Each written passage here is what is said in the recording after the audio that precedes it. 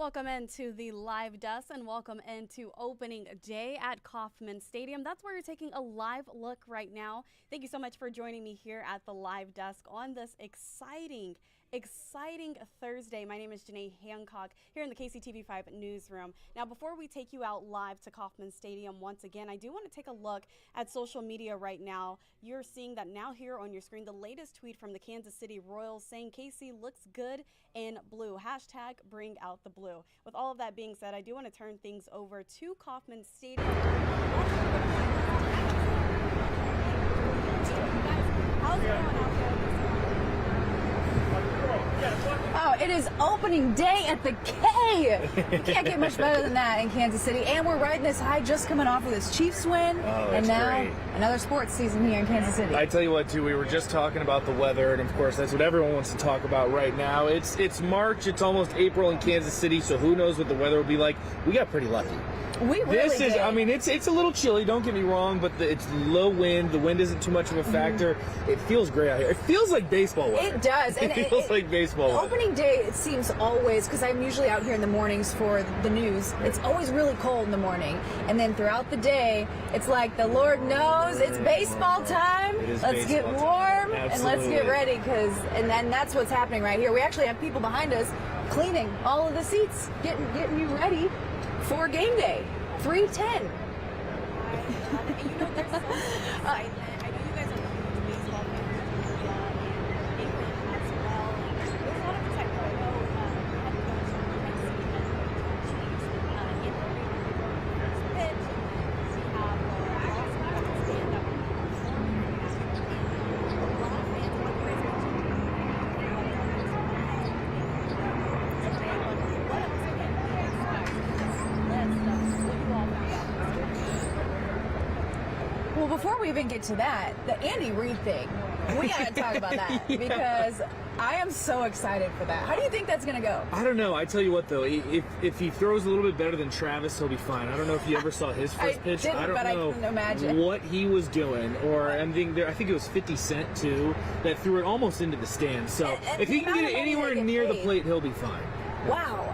No, there have been some rough ones. You need to, if you go on YouTube and you just search that's the plan, worst opening pitches, if Andy Reid doesn't make that list, doesn't make that YouTube page, I think that it'll be a success. I think it'll be just fine. But I'll go ahead and lead it off then about things that are happening here at the K.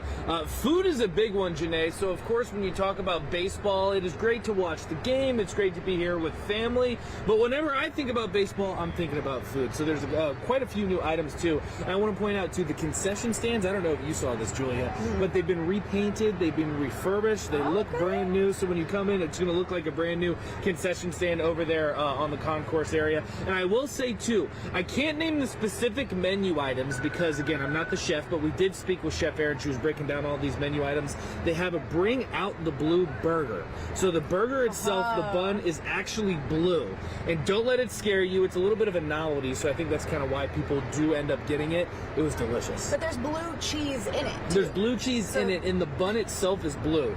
Don't ask me how they get blue on the bun. I have no idea how they do it. To be honest with you, I don't want to know how they do it. But it was absolutely delicious. So some new menu items coming here to the K. So food is definitely a big one.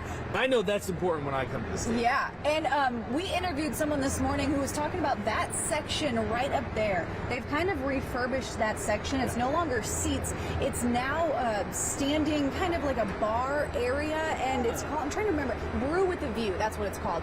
And basically what they said was you pay $20 and you get a beer with your ticket, and you get to stand up in that section and watch the game from there, all for this $20 ticket. Over by left field? Yeah.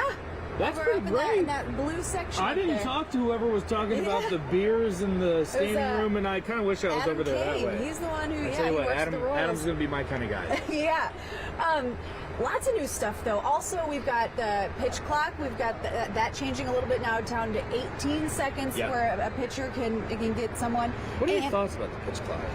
I have lots of thoughts about the pitch clock. I don't know. I'm torn because I like a baseball game to last a long time. I'm never ready for it to be over. I'm like, let's sit out here all day. I don't know. Because I'm a baseball guru, a baseball historian. So at first I hated the idea. Yeah, I was like, I don't like traditional. it. I'll be honest with you, I love it.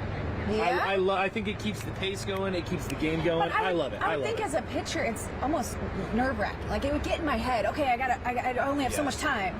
Right. I think it helps them a little bit too, though, because you got to think about the batters. I mean, I know that when I played baseball, I was the guy that literally would strap the batting gloves, and I would drive people crazy. But it's a mental game. There's a reason that players do that. And that's the thing, though. So what do these batters have? They just had to kick those habits? Yeah, you just kick those habits. You just start moving. But I think it's great, and I think it's great for families too, because especially when you're coming out to a baseball game, you want to bring the kids, you want to bring the family. Yeah. It'll be a good time. That's true. Growing up, my family was always like, well, we got to skip out in the 7th inning so we beat traffic. And I'm like, no. All right, between you and me, I still do that. You still do? I know, and it's like I feel like that's like my sign that it's like I'm starting to get into the dad era. Oh, it's such a dad Nathan. move. It's such a You're dad move. moving Be like into the dad era. right. It's you're looking at the clock. 7th Like, I gotta inning, work gotta beat tomorrow. traffic. Yeah, you're kind of getting What was that? energy, Nathan. I don't know. I have to talk to Carly about this, my girlfriend. A little bit. A little bit. Okay, so I have to ask, it is baseball today, opening day across the country for a lot of fans, a lot of teams. But Nathan and Julia, I have to ask, what is your go-to meal when you go to baseball games? As I mentioned at the top of this live stream, you guys are both huge baseball fans. You can see here as you guys kind of talk amongst yourselves. So what is it? Who are you going with? Oh, for me, it's always the ballpark hot dog. You got it. You got to get when I was of age, you got to get, for me, a Bud Light and a ballpark hot dog. I was about to say a brew and a dog. Yep. Every single time. That's all you need is a hot dog and a beer. That's what I was saying too, Janae. If you do come to a game this season, which I know you will, and anyone who's watching, if you come to a game this season, they have some crazy food items. Like we're talking bougie. Mm-hmm. I'm not bougie. That's not not what I do when I come to a baseball game. A beer and a dog works for me. But they got all kinds of stuff here at the stadium. What about you, Janae? What are you getting?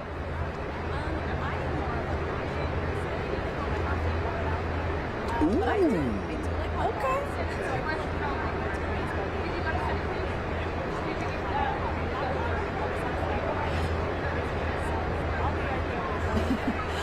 Okay, Julia. I also love the, okay. No, Yeah, go ahead. You love what? I was just gonna say I love when you pick the peanuts and then you keep them at your feet, and when you walk around you hear that crunch. Like, that is baseball to a T. All of it, all around. And then we have to add one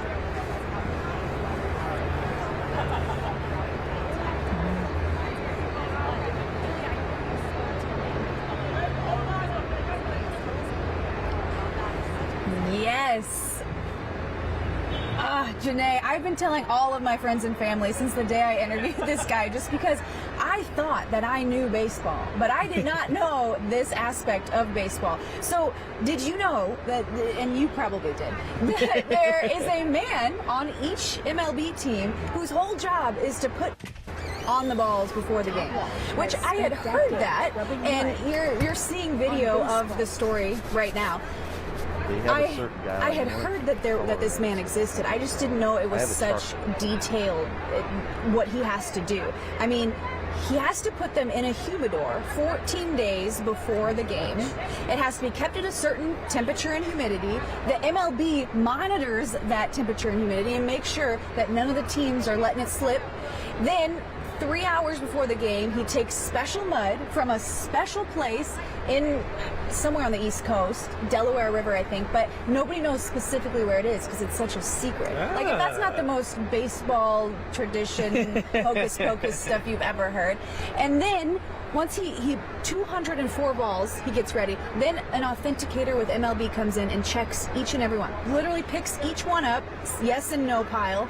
And then once they have the good ones, then they bring them up here, and the umpire takes a look at all of them, and then another authenticator has to watch them during the game to make sure that these are the balls that go out onto the field. None others can hit the field. It has to be the ones that have been through all of that process. And what's crazy too is, I'm assuming you knew this too, I mean, they go through at least 100 baseballs in a baseball. Oh yeah. You go through these baseballs. Which I never had thought much about, but when he said that, I was like, well, I guess that makes sense. But that's why he rubs dirt on 200, because maybe 40 of them they'll say these aren't good, and then they'll have 140 or 160 left to put out there. And then the thing is, if they have any left over, those cannot go in the next MLB game. They have to then be practice balls or be donated or something like that. And I tell you what, too, Janae, moral of the story, if you're looking for a summer internship, we know a guy. We know a guy. Kansas City Royals. He probably would love some help. I'll put the word out there. I think that's a really important story that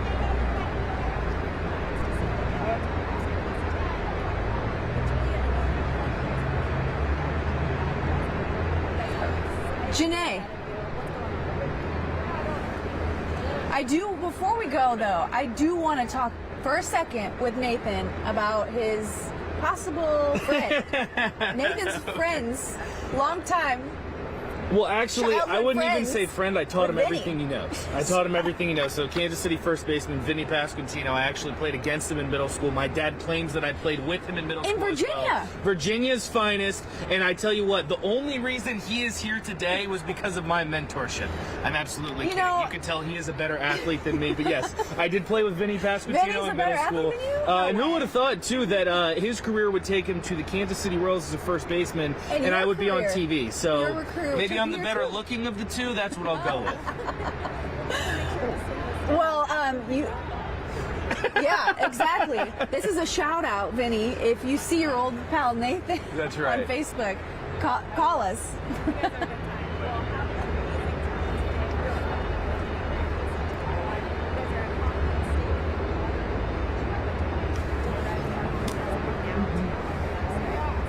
here on your screen with everything you need to know ahead of opening day, or it is opening day, but this is a list of everything you need to know if you're going to be heading to Kauffman Stadium, or let's say you just kind of want to hang out at home and watch the game. So what is the opening day schedule? Well, the parking lot has already opened at around 9 a.m. Stadium gates open at 12 p.m. Pre-game concert by the Kansas City band Lost Wax. That's going to be happening from 1 to 2 p.m. today. And then at 2:30, opening ceremonies will include the 2024 team introductions, presentation of the 2023 Organizational Player Awards National Anthem by the Lost Wax members, and a flyover by the Air Force Base B-2 and the first pitch, like we mentioned, by Chiefs head coach Andy Reid. Now that first pitch will take place at 3:10 p.m.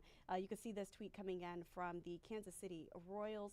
And as far as the weather, if you're going to be heading to Kauffman Stadium today, it looks like the first pitch will be sitting at around 65 degrees, and by the end of the game, it'll be sitting at around 66 degrees. So the first WARN weather team will keep you posted on the weather throughout the day today. But as far as how you can watch, we have that answer right here for you as well, and how much is parking, and are there going to be opening day promotions, and what is new at the ballpark. Like Nathan mentioned, he checked out some of the new items as far as food is related earlier this morning. You can see some photos here as well as the bag policy. So we have every single thing that you need to know listed on our website right now. And like I said, our coverage will continue here at KCTV5, but I do want to direct you over to our website, and make sure you follow us on social media as well, not just Facebook and YouTube, but you're also keeping up with us on Instagram and Twitter as well. I do want to go back to social media platform X right now to see